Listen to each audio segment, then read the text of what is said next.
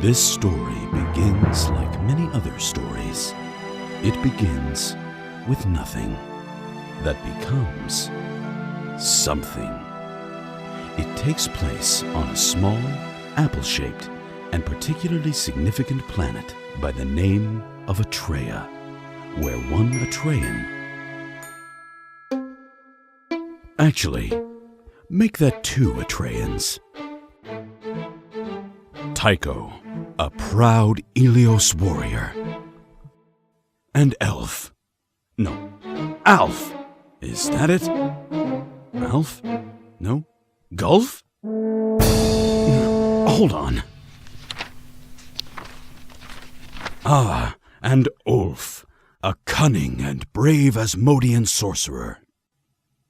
So, this is very black. You're supposed to be somewhere, aren't you? Well then, don't be like that. Let's try to take this in a positive direction and try to get things started, shall we? You are both in Elysia, the beautiful, bright, and vivid continent of the Ilios. In the far distance, a gateway from Asmodai has just opened. And Ulf has just come through that very gateway. So our story begins. You may start now. Oh, yeah, traveler, welcome to Elysia, the land where fields are green and flowers are plentiful. The food is good, our women fair, and unemployment rates have been below 2% for the past 4 years. Thank you, good sir. Say, you look different, stranger. I've never seen your kind around here before. That must be because I am an Asmodean. I just came through that gateway you can see in the background. Actually, I'm not quite sure what just happened, since I was simply minding my own business back in Asmodai when it sucked me in and popped me out here. Huh, fascinating. Do you all look like that? I don't mean to be rude, but you look really different. Yes.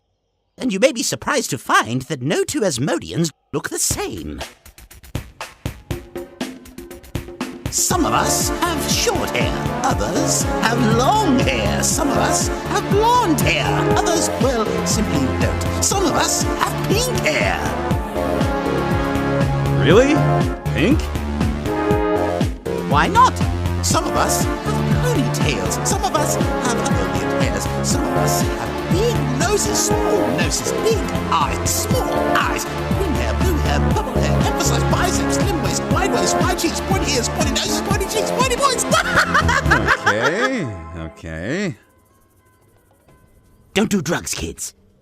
Yeah, I think I got the picture now. You're all very unique and different. That's good. Diversity is important for the enjoyment and well-being of the individual. Quite so. Although if anyone ever makes me do a song like that again, I'd better be wading through money off the set. But enough about that. What of your people? Do they all look the same as you? Actually...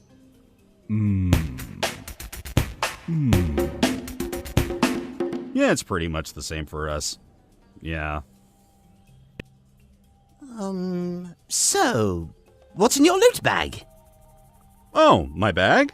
Well, let's see. Yeah, I thought I saw some pretty cool stuff sticking out. You bet. Do you mean this? Nope, got one of those. What about this? Not that. This? No, but I'm impressed you were able to fit that in there. So it has to be this then. Yeah, that's it! Quite a mighty sword you have there. Thank you very much. I'm very pleased with it myself, you know. Let me help you out with that. Oh, thank you, good sir narrator. Now, Gulf. That's Ulf. Right. Gulf, do you want to see this sword in action? Sure. Which weapon do you wield, by the way? Oh, well, I have this book, which is very interesting. It's got great reviews in most magazines.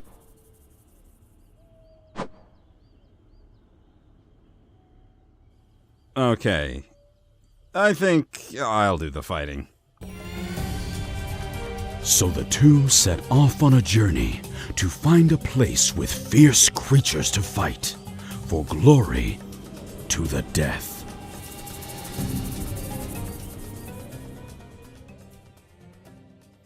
And after a bloody and vicious battle during which so much blood was shed that we would have needed to rate this video if we'd shown it, the two Atreians now stand over the corpse of their fallen foe. And just to be clear, you'll not actually be seeing the battle. It just happened during the fading of scenes. Phew! That was something, all right. Yeah, that was the most amazing fight I've ever been in. And don't get me started on the explosions. Or the 50-foot-tall war machines. Let's loot the corpse! All right, but I get half of it.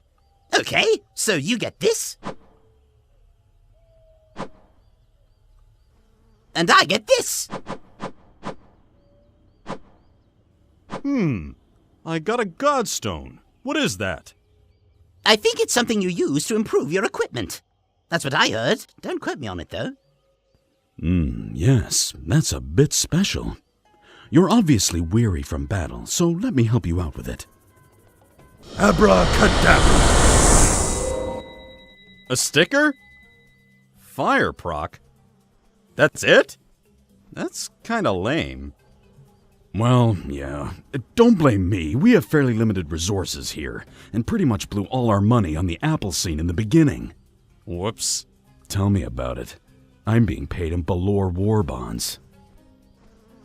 So, anyway, if I get this right, every time I hit someone with this sword, it has a chance of dealing additional fire damage? Basically, yes. And also, the sword will be on fire constantly. I can see that. Shut up. What about my loot? I got a mana stone. Right. Here you go. Hocus pocus! Ooh, I got stronger! I think you got the shorter end of the stick here. Yeah, this isn't quite fair. I mean, I'm a sorcerer. I don't really need the extra strength. Yeah. Nonetheless, I'm going home to flex my muscles in the mirror. Yep. Totally understandable. And, this sword's making me kinda sweaty. I just think I'll stick it back into my bag.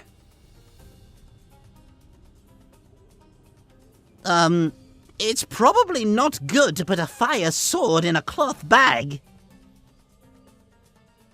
What? Why? It's not like it was really on fire anyway. Oh, give me a break! Narrator, you can afford a freaking burning bag, but you can't put a modest flame effect on the sword? Sorry. It's physics, baby.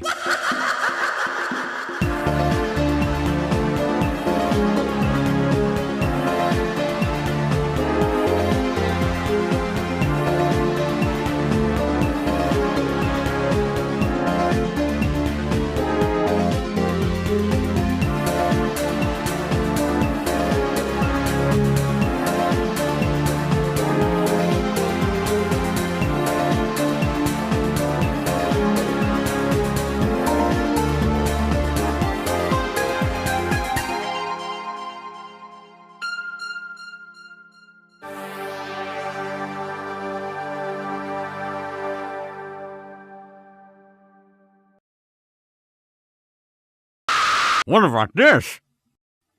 Glorious panther of the heavens! A miniature Viking? What about this? Ravenous lions of Altgard! A chocolate crisp cookie? I'll take that. Hey! Hmm?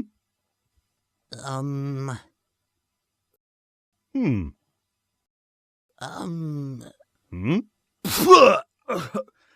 Ugh. Hey, Urbano, mira lo que tengo en mi mochila. Es un oso. Oh, no. ¿Qué hacemos ahora, Pablo? Eso es secuestro.